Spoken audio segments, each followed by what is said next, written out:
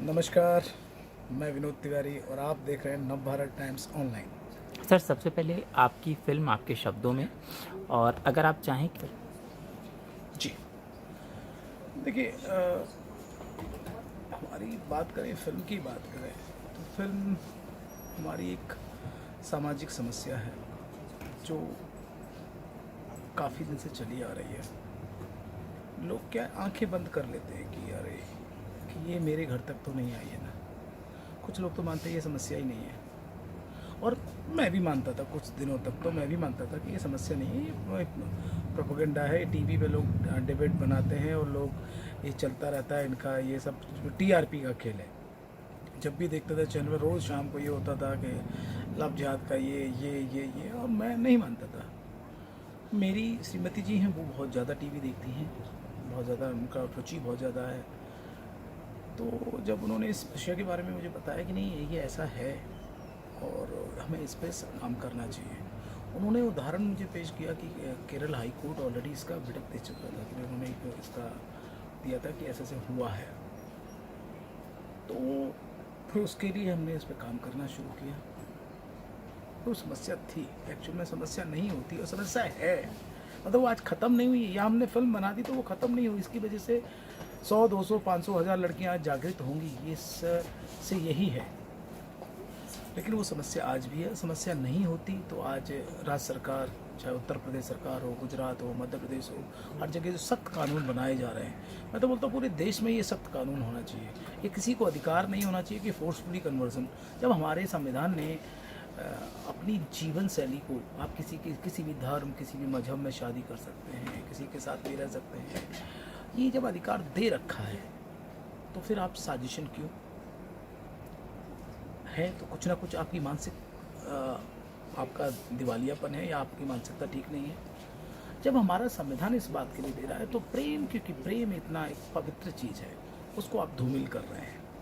ये जो लव जिहाद जो आया है ना, देखिए जो रूपरेखा जब से हुआ है, जिसने भी नाम दिया लव जिहाद, लेकिन मैं लव जिहाद को अपने शब्दों में बात करूं तो मेरे शब्दों में है फोर्सफुल कन्वर्जन। मैं मानता हूं कि ये जो फोर्सफुल कन्वर्जन है वही लव जिहाद है। अ, कहानी आप मतलब वन्ना जी ने लिखी है ना, कहानी वन्ना जी ने लिखी। रियल कौन कौन सी घटनाओं को, या कोई आपने खास तौर से उन घटनाओं को आपने पिरोया है? देखिए, ट्रू इंसिडेंट जो हिंदुस्तान में हुए हैं उन्हीं से इंस्पायर होकर मैंने ये फिल्म बनाई है। किसी खास रियल घटना? जी, आज हम इस मंच पे हम किसी का नाम नहीं ले सकते, हाँ। क्योंकि आज उनके कुछ ऐसे जो जो लोग इससे जूझे हैं, आज उनके केस अभी भी चल रहे हैं। ओके। ठीक है, तो ये हमारा एक इस तरह का मेरा अधिकार क्षेत्र नहीं है कि जब केस चल रहा है तो मैं उसके बारे में बताऊं। लेकिन ये ऐसा है कि जो नेशनल शूटर रहे हैं उनके साथ में ये हुआ है, उससे ये ग्रसित रहे हैं। कितनी बेटियां हैं जो आज जो इस दुनिया में नहीं हैं, जिनके साथ इस हादसा हुआ है। मकसद ऐसा है कि फिल्म बनाने का कि जीवन में ऐसे कोई लड़की सूटकेस में ना मिले। प्रेम करिए, बिल्कुल प्रेम तो मैंने पवित्र चीज़ है, प्रेम करिए, किसी भी धर्म, किसी भी मजहब में करिए, लेकिन बेटियों के साथ में खिलवाड़ करने का अधिकार किसी को नहीं दिया जाता कि जब चाहे उसको मार दिया, या आपकी, क्योंकि प्रेम आप ज़बरदस्ती नहीं करा सकते ना कि मुझसे प्रेम करिए, नहीं तो मैं आपको सूटकेस में बंद कर दूंगा, आपको मार डालूंगा।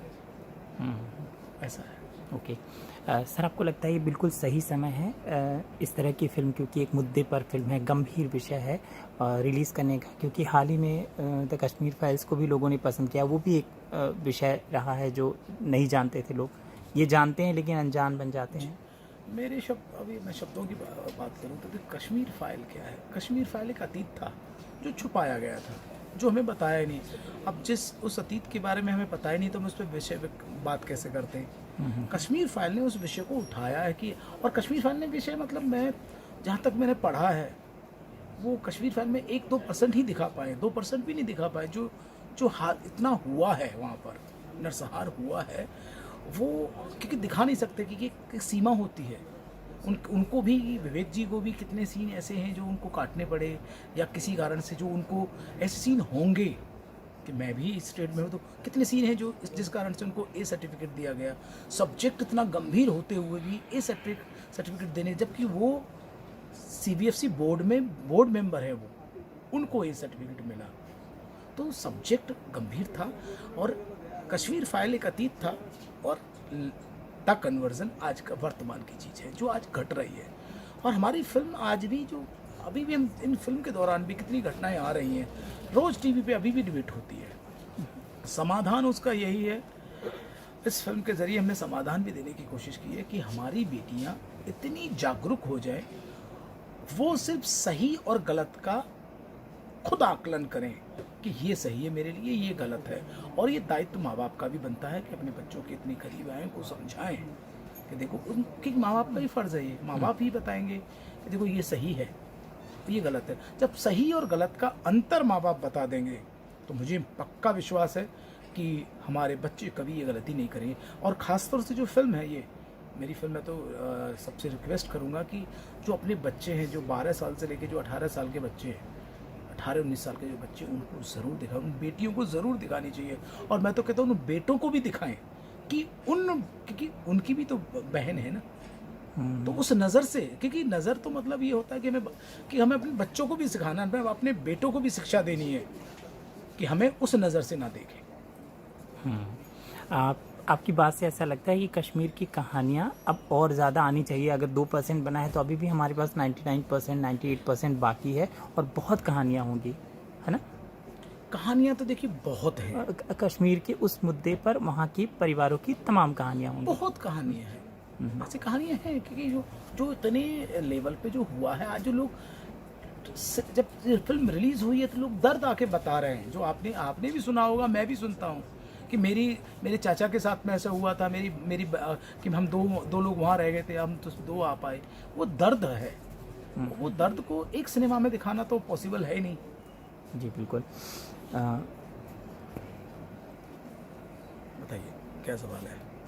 ये सवाल पूछेंगे तब तो उतना जवाब दूंगा, पूछेंगे नहीं आप जी। पूछा मैंने, क्या पूछा? सवाल पहले सवाल नहीं पूछा, सवाल दोहराइए आप। देखिए सवाल ये है कि अनुराधा पौडवाल जी कहती हैं कि जो मुस्लिम देश हैं वहाँ पर भी लाउड स्पीकर नहीं होता है, तो मतलब उनका ये कहना है और हमारे भारत में है।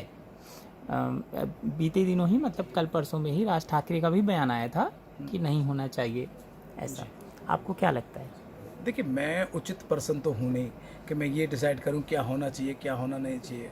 ये तो राज्य सरकार और केंद्र सरकार का फैसला है, उनके दायरे में आता है कि वो क्या चाहते हैं क्या नहीं चाहते हैं। ये तो मतलब बड़े लोग हैं, नेता लोगों की बातें। हम तो मेकर हैं, क्रिएटिव काम करने वाले हैं, हमें क्रिएटिव काम करना है जी। ठीक है, थैंक यू सर, और ढेर सारी शुभकामनाएं फिल्म के लिए। Thank you.